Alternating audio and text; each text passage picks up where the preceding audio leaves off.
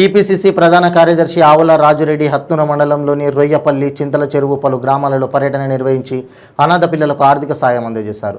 అలాగే కోడిపాడ గ్రామంలో మల్లన్న గుడికి విరాళం అందజేశారు.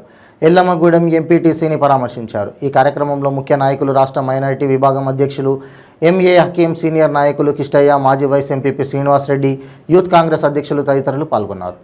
హత్నూర మండలంలోని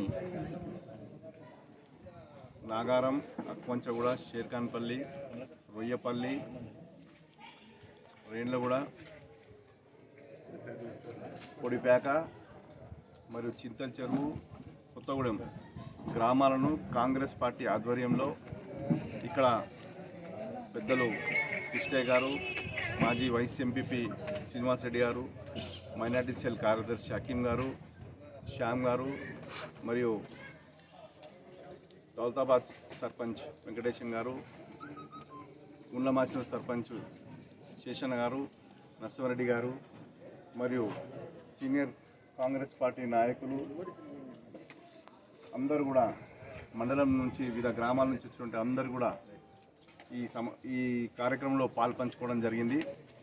దీంట్లో ముఖ్య ఉద్దేశం ఈరోజు కార్యక్రమంలో కాంగ్రెస్ పార్టీ కార్యకర్తలు కుటుంబాల్లో కొంతమంది చనిపోవడం జరిగింది. వాళ్ళందరినీ కూడా పరామర్శించి వాళ్లకు కాంగ్రెస్ పార్టీ తరఫున ఒక భరోసాను, ఒక నమ్మకాన్ని కాంగ్రెస్ పార్టీ కల్పించే ప్రయత్నంలో భాగంగా అందరి